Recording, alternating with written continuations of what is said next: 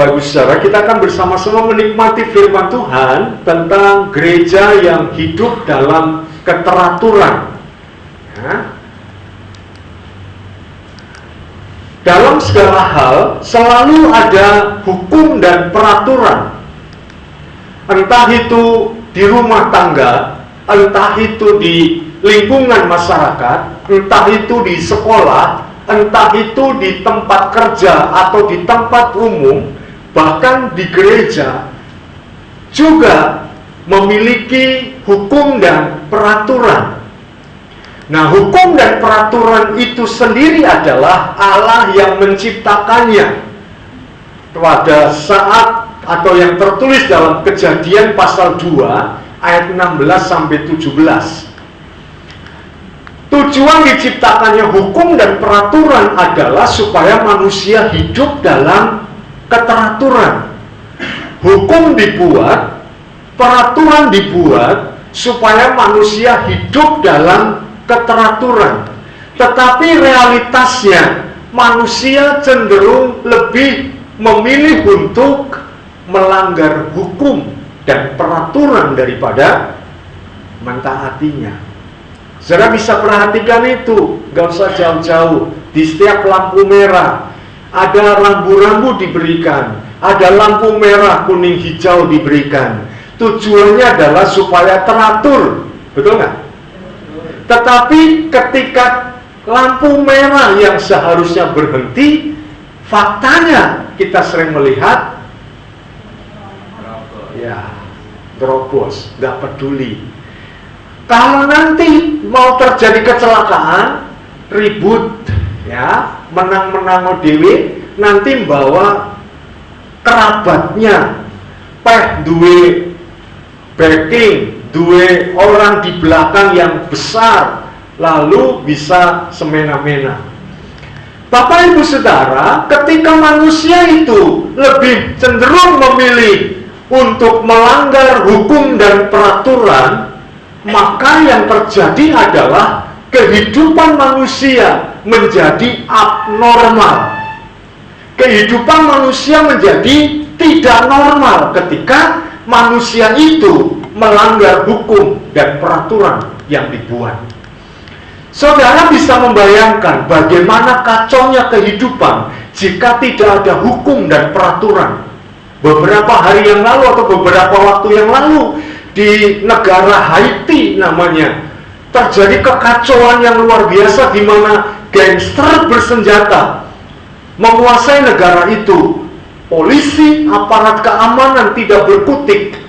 Peraturan dan hukum tidak berlaku di negeri itu. Sangat kacau keadaannya di negeri itu. Dan saya merasa di negara-negara manapun, ketika hukum dan peraturan tidak berlaku, maka kekacauan itu yang akan terjadi. Kehidupan abnormal, kehidupan tidak normal yang akan terjadi di tengah-tengah masyarakat.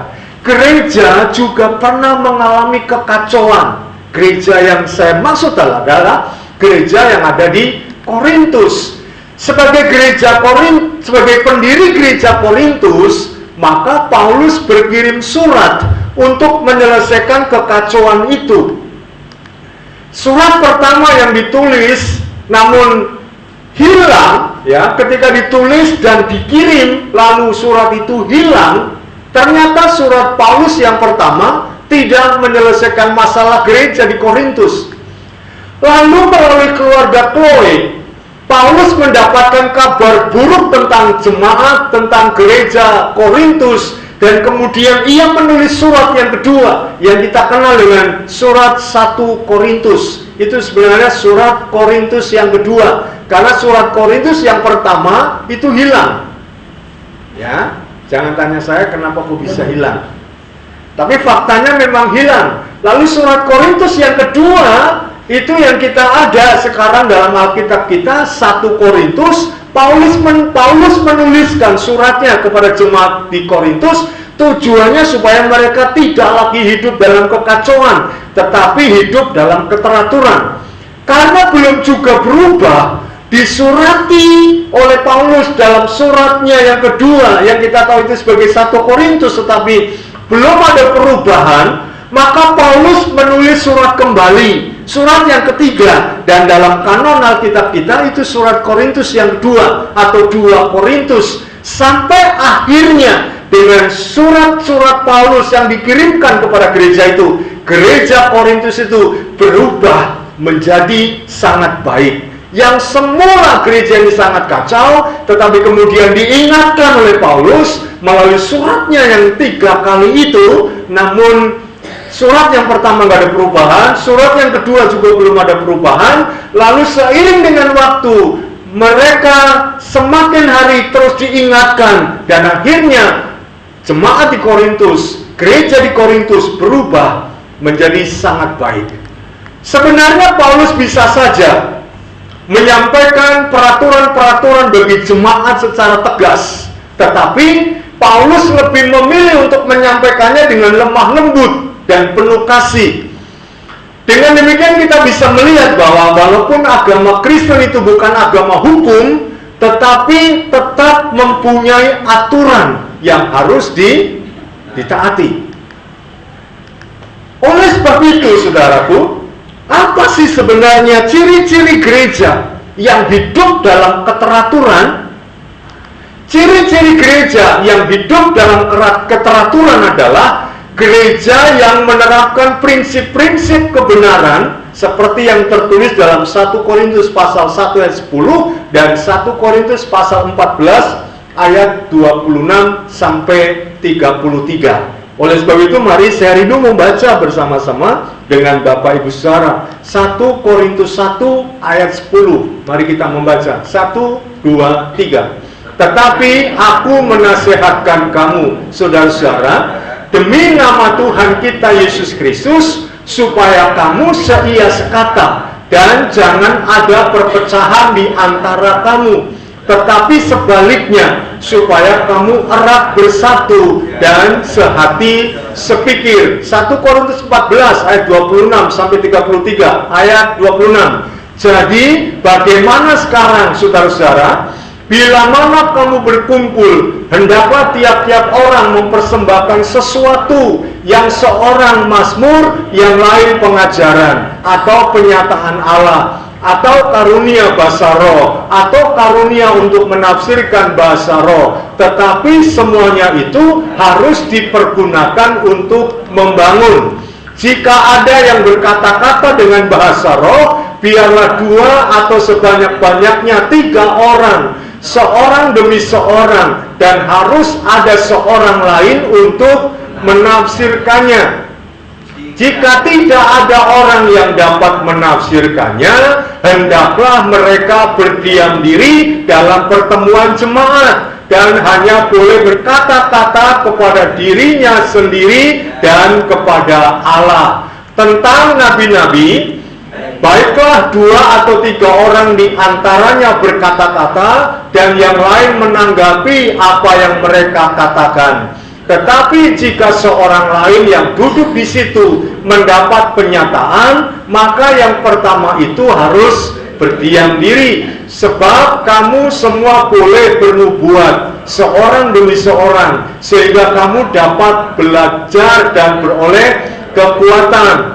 Karunia nabi takluk kepada nabi-nabi, sebab Allah tidak menghendaki kekacauan, tetapi damai sejahtera. Semua berkata amin. Amin.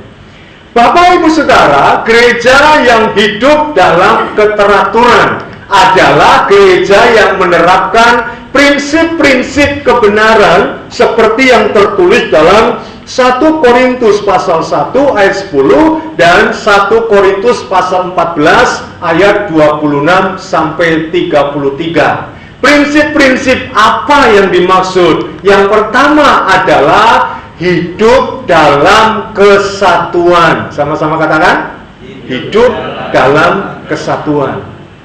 Jadi gereja yang hidup dalam keteraturan adalah gereja yang menerapkan prinsip ini, yaitu prinsip hidup dalam keteraturan. 1 Korintus 1 ayat 10, firman Tuhan berkata demikian. Mari kita baca sekali lagi. 1, 2, 3. Tetapi aku menasihatkan kamu, saudara-saudara, demi nama Tuhan kita Yesus Kristus, supaya kamu seia sekata, dan jangan ada perpecahan di antara kamu, tetapi sebaliknya supaya kamu erat bersatu dan sehati sepikir. Saudara, konteks ayat ini adalah telah terjadi banyak perpecahan di dalam jemaat gereja Korintus. Perpecahan yang disebabkan oleh adanya semangat idolatrian. Idolatrian itu adalah semangat mengidolakan orang, ya, pemujaan terhadap orang yang diidolakan, sehingga terjadi perselisihan, terjadi perpecahan dan kelompok-kelompok, karena orang-orang ini masing-masing mengidolakan idolanya. Ada yang mengidolakan Paulus, ada yang mengidolakan Apolos, ada yang mengidolakan Kefas atau Petrus, bahkan mungkin ada yang mengidolakan yang lain. Bayangkan kalau dalam satu gereja ada semangat idolatrian seperti ini sangat tidak nyaman, saudaraku. Karena biasanya orang yang mengidolakan Paulus gak wanuh sama orang yang mengidolakan Apolos. Demikian juga orang yang mengidolakan Apolos gak akan mungkin bisa bersatu dengan mereka yang mengidolakan Paulus maupun Kefas. Nah, kalau dalam satu gereja terjadi pengelompokan seperti ini sangat tidak nyaman, sangat kacau, penuh dengan perpecahan. Dan itu kondisi yang terjadi, kondisi real yang ada di gereja Korintus. Semangatnya semangat perpecahan. Saudara, kita tahu hari-hari ini di mana banyak orang yang punya circle, ya. Circle itu kelompok orang yang merasa satu chemistry. Nggak masalah kalau tidak menganggap orang lain lebih rendah dari dirinya. Nggak masalah kalau itu hanya untuk teman yang bisa saling percaya satu dengan yang lain dan tidak ada semangat perpecahan. Kadang-kadang semangat circle yang baik itu akan menjadi persaingan, akan menjadi kompetisi antar circle di dalam gereja. Sehingga circle yang satu dengan circle yang lain susah untuk dipertemukan, susah untuk disatukan. Ini bahayanya. Kalau kita punya circle tetapi masih bisa bersama, masih bisa disatukan, masih bisa ada satu chemistry dengan yang lain, itu sangat baik. Tetapi kalau circle itu kemudian dipenuhi dengan semangat idolatrian, itu yang sangat berbahaya. Akan menimbulkan kekacauan, perselisihan, perpecahan, dan terjadi kelompok-kelompok. Suasana gereja menjadi tidak nyaman karena masing-masing kelompok menganggap bahwa kelompok dan orang yang diidolakannya itu sebagai yang terbaik, sementara kelompok yang lain, baik itu namanya yang kelompoknya Paulus, menganggap kelompok yang lain, kelompoknya Apolos, kelompoknya Kefas mungkin dianggapnya remeh dan rendah.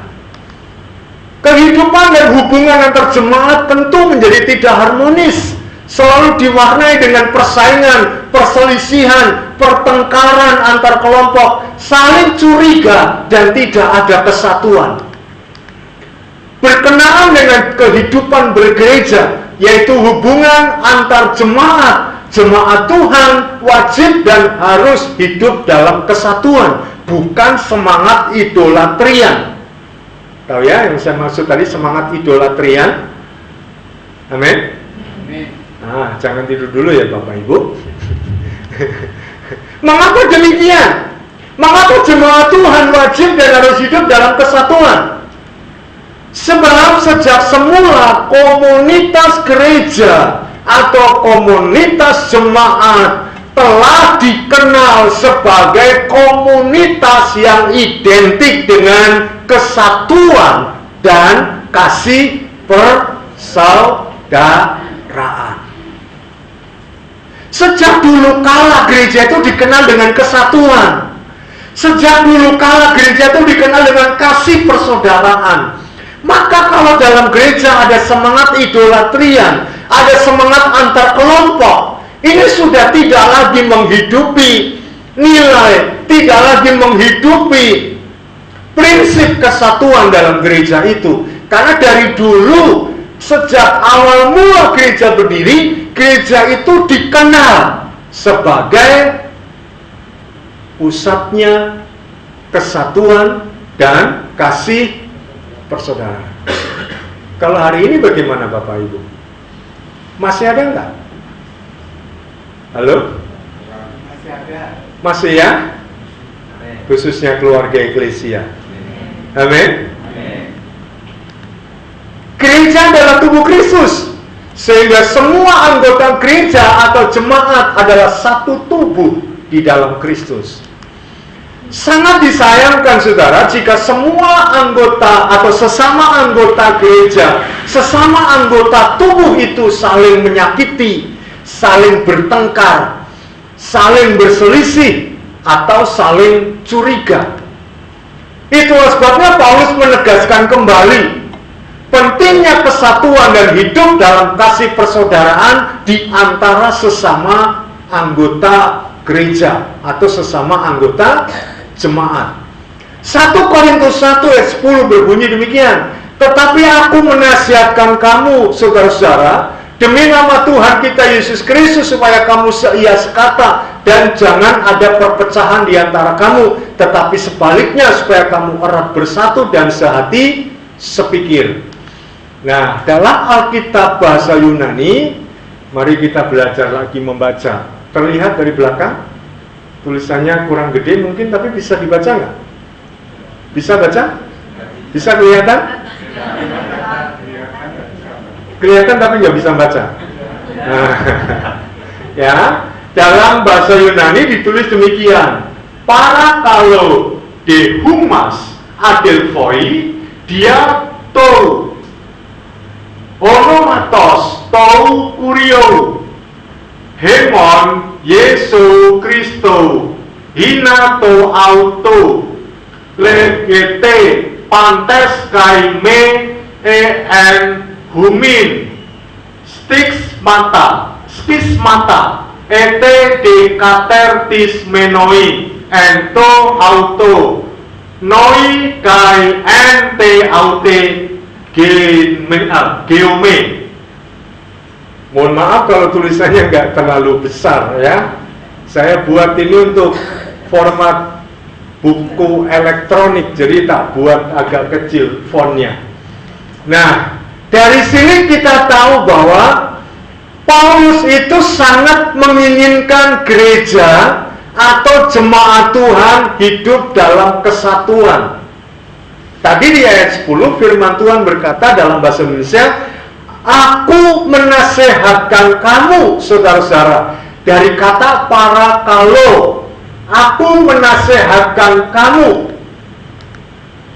Itu terlihat jelas pada ayat di atas yang secara literal dapat diterjemahkan demikian. Kata tadi bahasa Yunani beda dengan LAI, saya buat terjemahan agak berbeda. Begini bunyinya, tetapi dengan sungguh-sungguh aku meminta kepadamu, aku meminta kepada kalian, maksud saya ya, aku meminta kepada kalian saudara-saudara melalui nama Tuhan kita Yesus Kristus, supaya kalian seia sekata dan tidak ada perpecahan di antara kalian, tetapi sebaliknya hidup kalian disesuaikan dengan tabiat Kristiani yang sempurna dan satu tujuan atau pikiran. Saudara, kalau dalam bahasa Indonesia bagaimana? Tadi di bahasa Indonesia diterjemahkan bagaimana? Di Alkitab bahasa Indonesia ayat 10. Yuk kita baca yang di bawah. 1, 2, 3. Tetapi aku menasihatkan kamu saudara-saudara demi nama Tuhan kita Yesus Kristus, supaya kamu seia sekata dan jangan ada perpecahan di antara kamu, tetapi sebaliknya supaya kamu erat bersatu dan sehati sepikir. Ternyata ketika dilihat dari bahasa aslinya yang seperti ini, ya bisa secara letterlek diterjemahkan menjadi begini, ya. Tetapi dengan sungguh-sungguh aku meminta kepada kalian saudara-saudara, ini kurang saudara-saudara, melalui iman, melalui nama Tuhan kita Yesus Kristus, supaya kalian seia sekata dan tidak ada perpecahan di antara kalian, tetapi sebaliknya hidup kalian disesuaikan dengan apa? Tabiat Kristiani yang sempurna dan satu tujuan atau satu pikiran. Beda ya Bapak Ibu. Kita mau lihat permintaan Paulus ini sungguh-sungguh. Ini bukan sekadar menasehati. Saudara tahu nggak bedanya meminta dengan sungguh-sungguh dengan menasehati? Tahu bedanya nggak? Di mana? Kalau menasehati itu ngasih tahu, mau dilakukan ya monggo, nggak dilakukan ya monggo, karena hanya sebatas nasihat. Tapi kalau minta dengan sungguh-sungguh, ini maksa nggak? Memaksa kan? Paulus memaksa, saudara, kalau dalam bahasa kasarnya. Paulus itu minta dengan sangat. Paulus memaksa kepada jemaat di Korintus. Memaksa apa? Supaya mereka bersatu, gitu loh. Bukan sekadar hanya menasehati, bukan sekadar kamu baiknya bersatu deh. Tapi Paulus ngomong, kamu itu harus bersatu, tidak boleh tidak. Aku minta dengan sungguh-sungguh, bukan sekadar menasehati. Paulus tahu betul apa yang akan terjadi jika jemaat atau gereja Tuhan hidup dalam perpecahan, hidup dalam ketidaksehatian, dan hidup dalam perselisihan. Makanya Paulus minta dengan sungguh-sungguh, bukan sekadar menasehati. Maka dari itu Paulus meminta dengan sangat. Ya, meminta dengan sangat supaya jemaat atau gereja seia sekata, tidak ada perpecahan, dan hidupnya disesuaikan dengan tabiat Kristiani secara sempurna. Saudara, hidup kita harus disesuaikan dengan tabiat Kristiani. Jadi hidup kita yang mesti kita sesuaikan dengan apa? Tabiat Kristiani secara sempurna, secara menyeluruh, dan satu tujuan, satu pikiran. Kata erat bersatu, saudara, dari kata katertis menoi. Ini bentuknya kata kerja participle perfect, pasif, nominatif, maskulin, orang kedua, jamak. Apa itu Pak? Wes rungokne wae. Amin. Kata ini dapat diterjemahkan, kalian disesuaikan dengan tabiat Kristiani secara menyeluruh, sempurna, sepenuhnya. Apa ada Pak? Ada. Coba kita lihat, di bahasa aslinya ada. Nah, ini dia. Mana? Mana kata kater, apa tadi? Katertis menoi. Ini dia. Katertis menoi. Walaupun nggak jelas, bisa lihat tanda merah ini ya. Ini, kalau di bahasa Indonesia diterjemahkan erat bersatu, betul nggak? Coba lihat, betulkah? Nah ini dia. Ini bahasa Indonesianya. Tetapi aku menasihatkan kamu saudara-saudara, demi nama Tuhan kita Yesus Kristus, supaya kamu seia sekata dan jangan ada perpecahan di antara kamu, tetapi sebaliknya kamu erat bersatu di sini. Erat bersatu dari kata katertis menoi ini. Katertis menoi.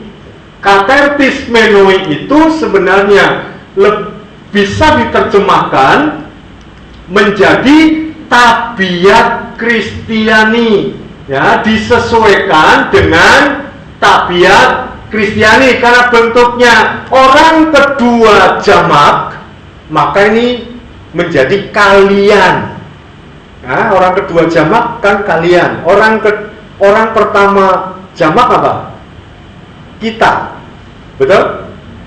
Halo? Ya. Orang pertama jamak kita, orang kedua jamak kalian. Orang ketiga jamak mereka. Ya.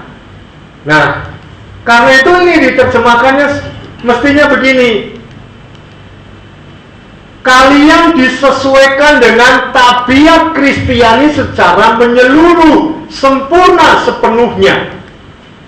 Konteks atau karena konteksnya berbicara tentang kesatuan jemaat, maka yang harus disesuaikan dengan tabiat Kristiani secara menyeluruh, sempurna sepenuhnya adalah hidup dan karakter jemaat itu sendiri.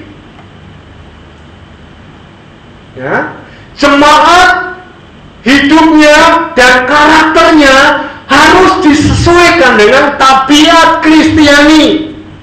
Tabiat Kristiani itu seperti apa? Nah, salah satunya yang dikenal sejak zaman dulu, tabiat Kristiani itu adalah hidup dalam kesatuan dan kasih persaudaraan. Salah satunya itu. Dalam konteks ini bicara soal itu. Artinya dalam tabiat Kristen itu tidak mengenal perpecahan. Dalam tabiat Kristiani itu tidak mengenal perselisihan. Dalam tabiat Kristiani itu tidak mengenal pertengkaran. Dalam tabiat Kristiani itu tidak mengenal kompetisi atau persaingan antar kelompok.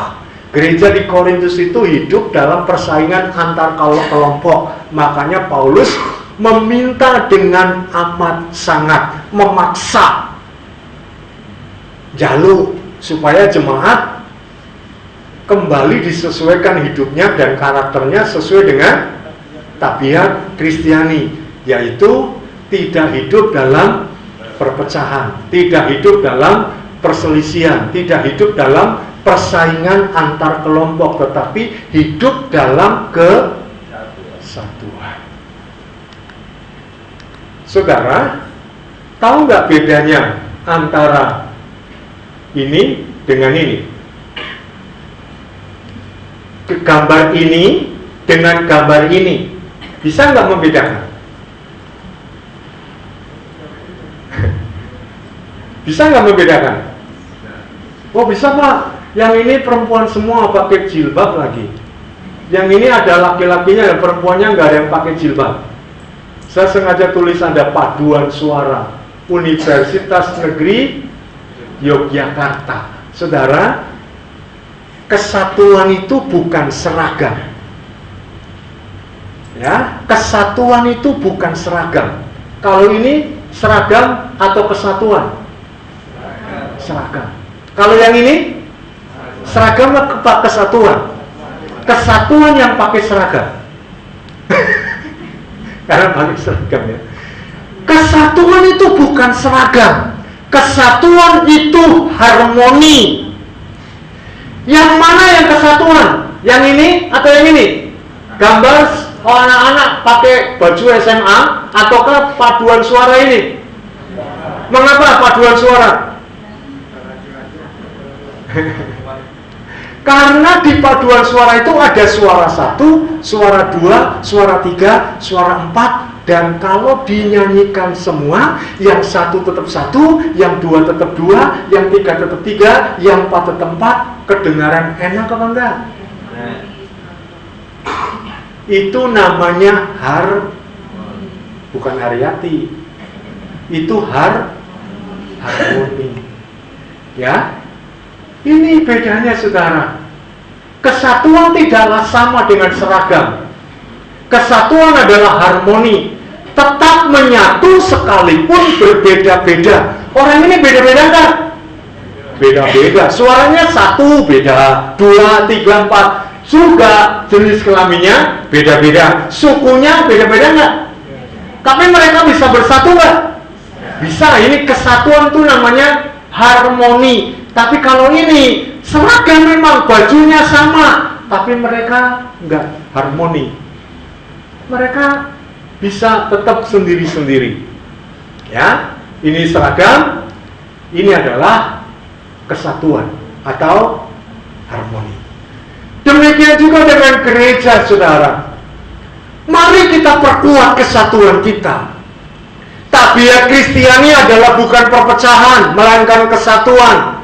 Dan ancaman terbesar bagi gereja bukanlah penganiayaan, tetapi perpecahan. Sebab itu, hati-hatilah. Saudara tetap bisa menjadi pribadi saudara masing-masing. Tidak harus menjadi pribadi orang lain, tetapi saudara bisa bersatu, menjadi satu dengan satu suara, yaitu suara kesatuan. Saudara menjadi sebuah gereja yang menerapkan prinsip kesatuan, erat bersatu, meskipun masing-masing individu berbeda, tetapi tidak mengobarkan semangat perbedaan dan individualisme itu.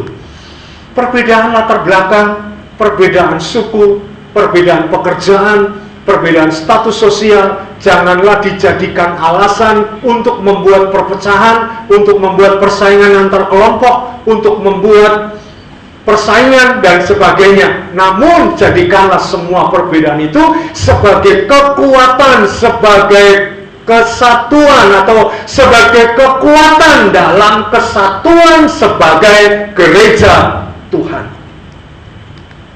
Yang kedua, ciri atau prinsip yang kedua, gereja yang hidup dalam keteraturan. Yang pertama, hidup dalam kesatuan. Yang kedua, hidup dalam ketertiban. Mari kita perhatikan 1 Korintus pasal 14 ayat 33. Mari kita baca bersama-sama. 1, 2, 3. Sebab Allah tidak menghendaki kekacauan, tetapi damai sejahtera. Seperti yang telah dijelaskan di depan, bahwa konteks ayat ini adalah sedang terjadi kekacauan di jemaat. Kehidupan berjemaat menjadi tidak tertib. Kekacauan dan ketidaktertiban jemaat ini mencakup banyak hal, seperti kekacauan dalam pernikahan, kekacauan dalam pertemuan ibadah, dan dalam pemberian persembahan.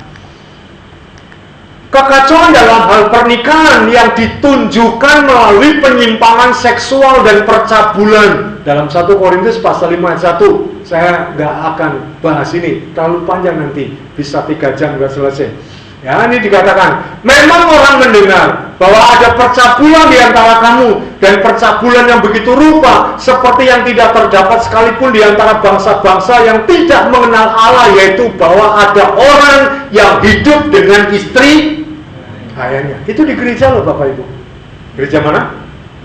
Korintus. Bayangkan, ada orang yang hidup dengan istri ayahnya. Saudara mungkin berkata, loh nggak apa-apa kan Pak, seorang hidup dengan istri ayahnya, cuma hidup. Ini ternyata kata yang dipakai itu adalah kumpul kebo dengan istri ayahnya. Ini ibu tiri. Ada seorang anak kumpul kebo dengan ibu tirinya. Di dunia manapun menentang itu, tetapi di gereja Korintus kok tidak ada.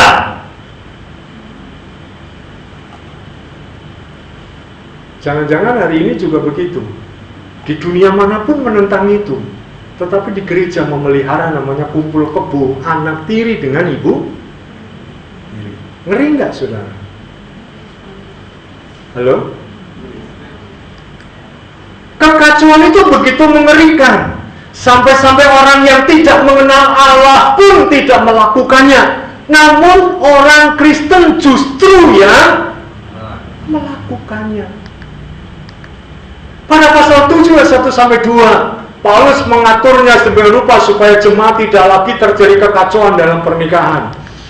Pasal 11 ayat 17 memuat tentang kekacauan dalam pertemuan ibadah. Pertemuan ibadah yang mereka lakukan tidaklah mendatangkan kebaikan, melainkan keburukan. 14 ayat 34, pertemuan ibadah mereka ribut sekali. Perempuan-perempuan saling beradu mulut. Kalau ibadah ribut begitu ya, saling beradu mulut, ngomong dewe-dewe, bukan hanya ngomong dewe-dewe, saling beradu mulut. Kacau sekali pada mereka.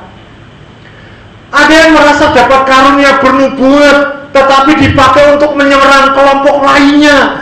Saudara, ini ngeri. Ya, ada orang yang merasa dirinya punya karunia bernubuat, tetapi nubuatnya dipakai untuk apa?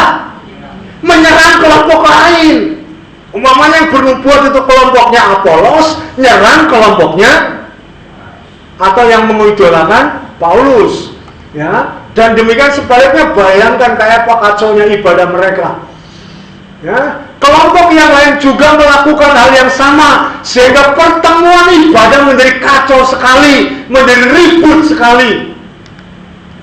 Pasal 11 ayat 21 menuliskan kekacauan yang lain dalam pertemuan ibadah mereka, yaitu berebut makanan. Saudara, di mana-mana sampai hari ini makanan itu selalu jadi masalah di gereja. Betul nggak? Halo? Ya, kalau Natal yang diributkan soal apa? Kalau Paskah? Besok kita mau Paskah, tolong jangan ributkan soal makanan. Itu semua sudah diatur oleh komisi atau oleh BPC bidang wanita. Manuto. Amin.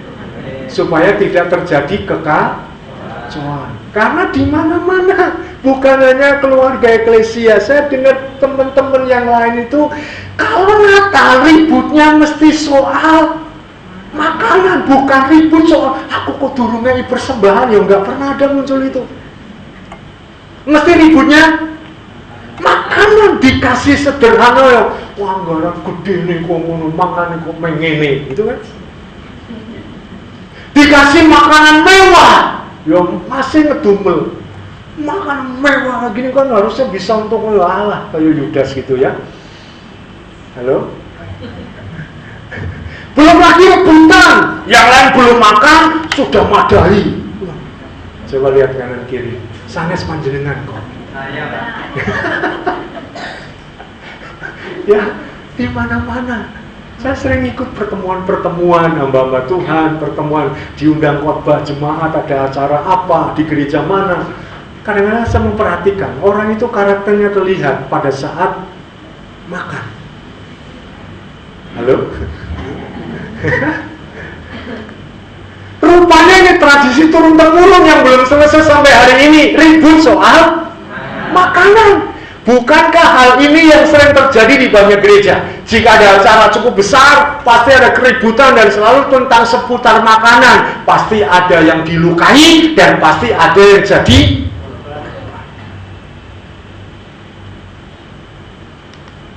Kita harus segera menghentikan kekacauan ini. Sebab jika tidak, kita hanya akan melihat keburukan dalam pertemuan ibadah kita. Pasal 16 ayat 1 menuliskan tentang ketidakteraturan jemaat dalam hal memberi persembahan. Ya, maka Paulus memberikan petunjuk dan dorongan tentang hal itu supaya jemaat mempersiapkan dengan baik sehingga tidak terkesan memaksa dan diada-adakan. Saudara, ini sangat riskan, namanya persembahan. Saya tahu ketika saudara memberi persembahan, saudara pingin namamu kelihatan, pingin namamu muncul baik di slide maupun di laporan. Tetapi saya mengajar saudara untuk saudara punya motivasi yang benar ketika memberi persembahan. Ketika engkau memberi persembahan, itu urusanmu dengan Tuhan. Betul? Jangan kemudian minta namaku kok ora ditulis. Jangan. Amin. Kalau seperti itu gereja atau saya sebagai hamba Tuhan namanya tidak memfasilitasi saudara untuk punya motivasi yang benar. Kalau ada kesalahan, tinggal ngomong ke bendahara, Bu, benarkah tadi amplop ini persembahannya sekian? Kalau saya persembahan sekian kok Bu, kok yang muncul sekian, tapi antar pribadi, gak usah nyeret kemana-mana sampai BPC juga rapat hanya bahas soal itu. Halo? Saya ngomong sangat-sangat menyakitkan saudara, tapi ini fakta. Banyak orang yang pengen namanya muncul ketika memberi persembahan. Sebenarnya pengen dipuji atau pengen diberkati? Kalau pengen dipuji, ya jangan harap diberkati. Tapi kalau ingin diberkati, namamu nggak muncul di sana, jangan usrek. Amin. Setuju? Tinggal dekati bendahara kalau ada yang nggak pas. Ya, sekarang ini kan laporan keuangan semua ada lewat HP, memang tidak tertulis secara kertas karena kita paperless sekarang ini, semakin menjauhi penggunaan kertas. Ada alat yang canggih, maka laporannya semua ada di HP secara elektronik. Nah, jemaat di Korintus juga begitu. Soal memberi persembahan mereka ribut, ya. Mereka ingin namanya muncul, namanya tertulis di depan, di belakang, di tengah, di mana-mana. Semua jemaat tahu kalau dia seorang dermawan. Padahal yang Yesus mau, Yesus katakan, kalau tangan kananmu memberi, tangan kirimu jangan sampai tahu. Artinya miliki motivasi yang benar ketika kita memberi. Memberi itu urusannya saya dengan Tuhan, bukan saya dengan orang lain, tapi saya dengan Tuhan. Itu ya. Kita sadar dan tahu sekarang perlunya dan pentingnya peraturan-peraturan dalam gereja atau jemaat.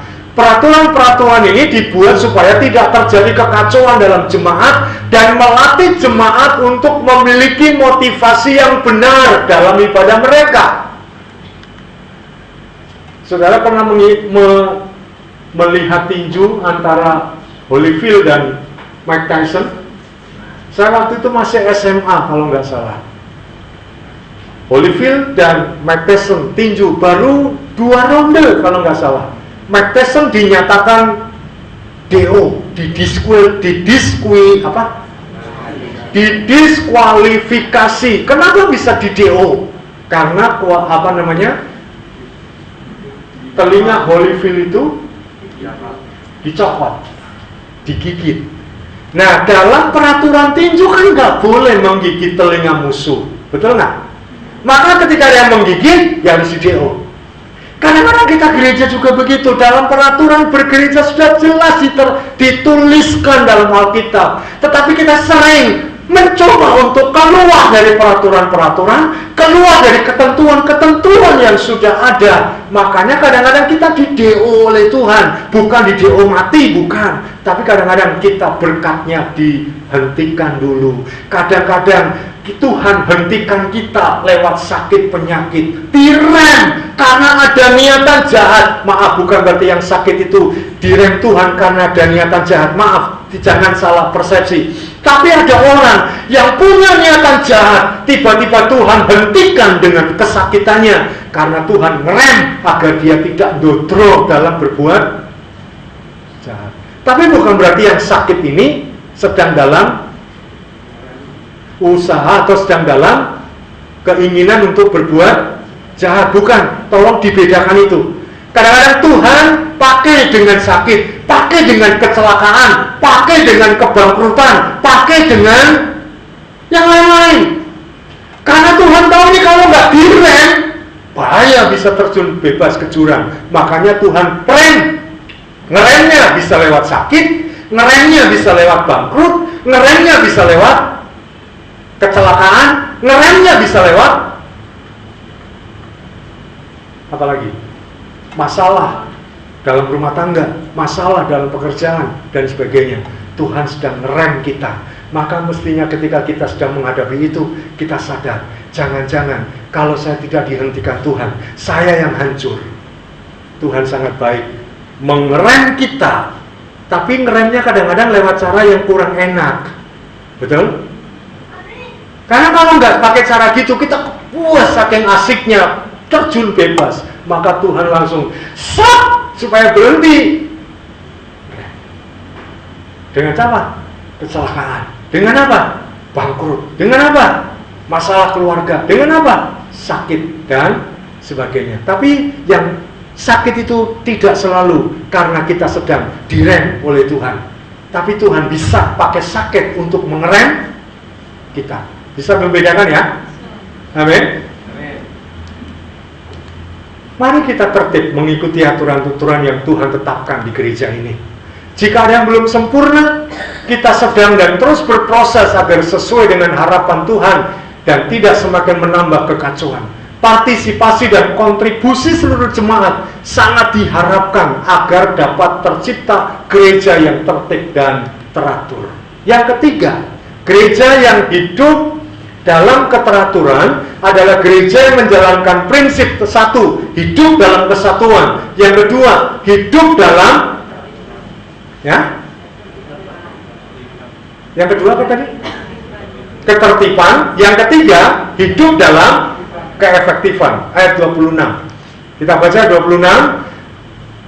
1, 2, 3. Jadi bagaimana sekarang, saudara-saudara? Bila mana kamu berkumpul, hendaklah tiap-tiap orang mempersembahkan sesuatu, yang seorang mazmur, yang lain pengajaran, atau pernyataan Allah, atau karunia bahasa roh, atau karunia untuk menafsirkan bahasa roh. Tetapi semuanya itu harus dipergunakan untuk membangun. Saya agak cepat karena ini sudah semakin siang ya. Bagian ini berkaitan dengan penggunaan karunia rohani dalam pertemuan ibadah dan pelayanan. Paulus mengaturnya sekali lagi supaya tidak terjadi kekacauan. Gereja Korintus itu sangat kaya dengan karunia rohani, tetapi sangat kacau dan belum efektif dalam penggunaannya, dan itu dapat menimbulkan ketidakmaksimalan dalam pelayanan jemaat. Karunia rohani itu diberikan oleh Tuhan. Tujuan Tuhan memberikan karunia rohani adalah untuk efektivitas dalam pelayanan, yaitu untuk membangun, bukan untuk pamer-pameran. Sehingga ini harus teratur, harus yang baik. Dalam 1 Korintus pasal 12 ayat 28 sampai 30, Paulus menegaskan bahwa pemberian karunia rohani adalah untuk efektivitas pelayanan. Penggunaannya harus sesuai dengan aturan, sebab Roh Kudus yang memberi karunia itu juga pakai aturan dan tertib. Oleh karena itu jangan hanya mau karunia rohaninya, tetapi juga harus mau keteraturan dan efektivitasnya. Saudara, kita akan nonton video. Saya ingin menyimak dan mendengarkan video yang berikut ini. Ya, oke. Video ini akan menyajikan dua jenis bahasa roh, yang palsu dan yang asli, dengan harapan agar orang-orang yang masih tertipu bisa sadar. Silakan simak dan renungkan. Mintalah baptisan Roh Kudus itu, saudara. Saya akan ajak Anda berdoa sekali lagi. Setelah saya bilang amin, saya minta seluruh ruangan, seluruh manusia, semua orang di gedung ini berbicara bahasa roh semuanya. Dan ketika itulah Roh Kudus dicurahkan kepada mereka yang belum menerimanya. Tidak ada orang bisa bicara bahasa Indonesia, Inggris, Chinese, apapun juga. Saya ikat semua bahasa, terikat di surga. Saya lepaskan bahasa roh ini.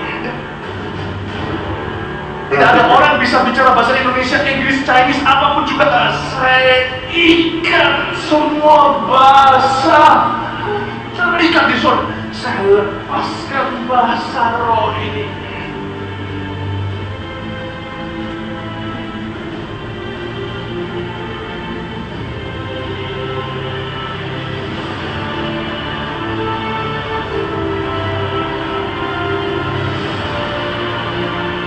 Dari Yesus datangnya yang membaptismu dalam Roh Kudus. Dan semua orang tidak boleh berbahasa manusia kecuali berbahasa lidah yang akan diberikan secara spontan oleh Tuhan Yesus. Saya saja seorang yang memberi instruksi dalam bahasa Indonesia. Ada siap katakan, Tuhan Yesus, padahal saya haus akan Roh Kudus-Mu. Saya perlu, saya minta dilengkapi, dipenuhi. Saya ingin jadi saksi-Mu di rumah sampai kemana-mana. Saya mau dibaptis sama Roh Kudus dengan tanda berbahasa lidah, berbahasa roh, bahasa doa. Saya percaya janji ini diberikan untuk saya. Saya minta dalam nama Yesus. Yesus, saya haus. Yesus, saya haus. Yesus, saya minta. Dan saya minta di dalam nama Yesus. Anda siap? Dalam nama Yesus. Dalam nama Yesus. Amin. Semua.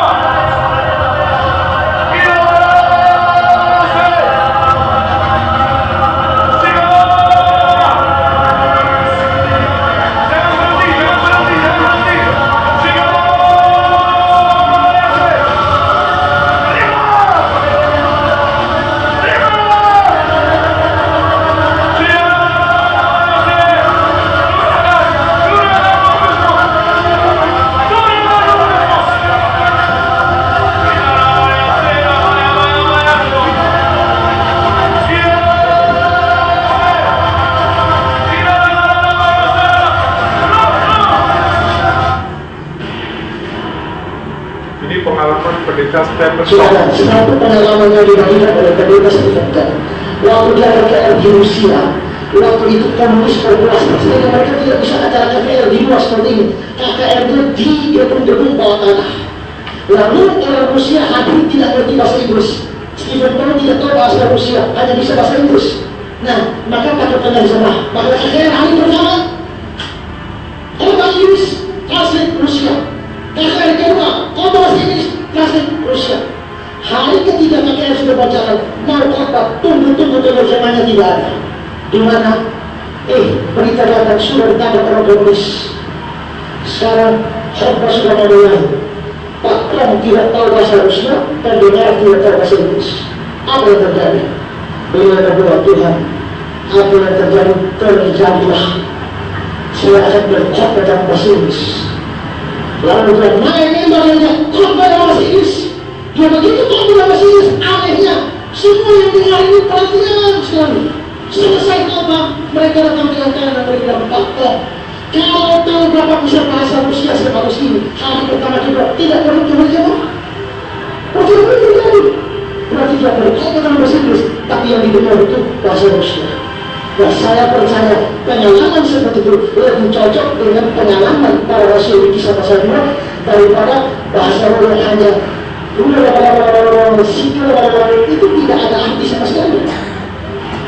Ya, karena itu mereka terlalu banyak penyimpangan bahasa roh termasuk di gereja-gereja. Jadi saudara, jangan ingatlah, saudara periksa daftar karunia seluruhnya. Karunia ini. Lihat seluruh daftar karunia. Dan semua daftar karunia, bahasa roh dan menafsirkan bahasa roh itu paling terakhir. Paling terakhir. Kenapa berdua paling terakhir? Karena karunia yang lain itu bisa lakukan sendiri. Cuma karunia terakhir tidak bisa dilakukan sendiri.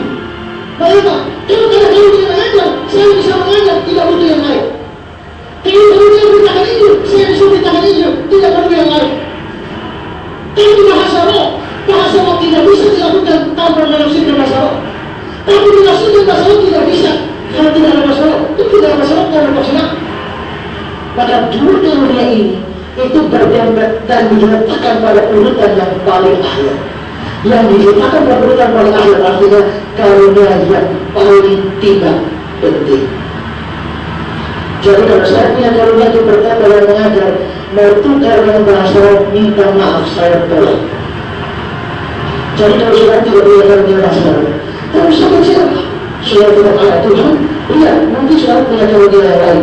Perbankanlah pelayanan saudara melalui karunia yang ada daripada bertemu dengan karunia orang lain yang justru banyak bisa berkos oleh banyak orang. Ya.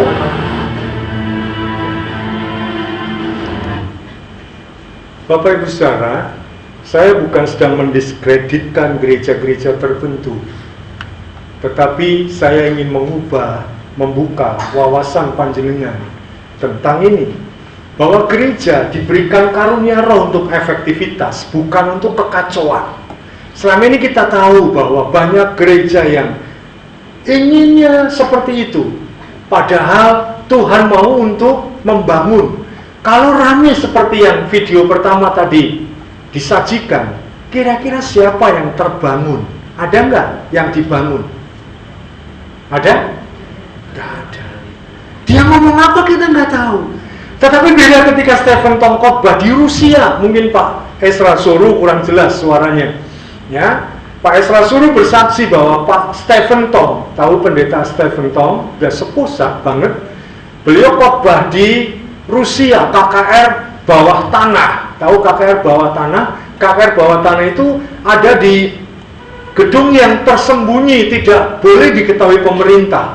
Pak Tong itu nggak ngerti bahasa Rusia, tetapi pendengar tidak ngerti bahasa Inggris. Kayak umpamanya panjenengan, ada pengkhotbah datang dari Amerika, pengkhotbah nggak ngerti bahasa Indonesia, kan perlu penerjemah supaya panjenengan ngerti, betul nggak? Sama kayak orang Rusia dan Pak Tong. Pak Tong hanya bisa bahasa Inggris, orang Rusia nggak bisa bahasa Inggris. Pak Tong nggak bisa bahasa Rusia, orang Rusia nggak bisa bahasa Inggris. Tapi Pak Tong kemudian yang berkata, Tuhan, jadilah kehendakmu, terjadilah apa yang kau mau. Pak Tong khotbah bahasa Inggris karena penerjemahnya ditangkap pada KKR malam ketiga, ditangkap oleh tentara komunis, maka penerjemah yang ngerti bahasa Inggris sudah nggak ada lagi. Maka Pak Tong hanya khotbah yang dia tahu bahasa Inggris, tapi didengar oleh pendengar orang Rusia. Pak Tong pakai bahasa Rusia. Itu baru namanya bahasa roh. Para rasul juga sama, mereka orang Yahudi, mereka sehari-hari bahasanya Yahudi, bahasa Yunani, tetapi mereka bisa bahasa Arab. Itu dari mana? Mereka ngomong bahasa sehari-hari, tapi orang Arab mendengar dia berbahasa Arab dalam Kisah Rasul pasal 2. Karena tujuannya adalah untuk memberitakan kabar keselamatan melalui Yesus Kristus. Gereja harus hati-hati. Memang ada karunia bahasa roh, tetapi Paulus mengaturnya supaya teratur dan efektif. Kalau ada yang bahasa roh, harus maksimal 3 orang yang berbahasa roh. Itu pun harus ada penerjemah. Kalau kita lihat sekarang hari-hari ini, gereja bagaimana? Semua bahasa roh. Penerjemahnya ada? Boten wonten. Lalu buat apa gunanya? Saya bukan lagi nyerang gereja-gereja seperti itu, tapi coba kita mau gereja yang hidup dalam keteraturan. Karunia roh itu diberikan untuk efektivitas pelayanan, bukan untuk yang lain. Jangan iri dengan karunia rohani orang lain. Saya dan saudara telah diberi oleh Tuhan masing-masing minimal 1 karunia rohani. Mari kita gunakan dan maksimalkan karunia rohani kita. Cara penggunaannya pun harus teratur agar pelayanan kita di gereja ini menjadi efektif. Kita tidak boleh numpang popularitas melalui karunia rohani, sebab karunia rohani diberikan oleh Tuhan untuk membangun gerejanya, bukan untuk popularitas Anda. Amin. Dan supaya semua itu nama Yesus yang semakin populer. Seiring dengan perkembangan zaman, saudaraku, gereja Tuhan semakin diperhadapkan dengan tantangan. Tantangannya adalah apakah gereja akan tetap mengikuti prinsip yang tertulis dalam Alkitab ataukah mengikuti tren zaman.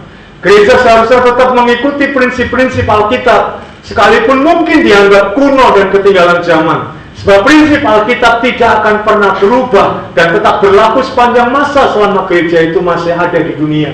Gereja harus hidup dalam keteraturan. Tanda gereja yang hidup dalam keteraturan adalah hidup dalam kesatuan, hidup dalam ketertiban, dan hidup dalam keefektifan pelayanan. Amin. Kita tunduk kepala, kita berdoa bersama-sama.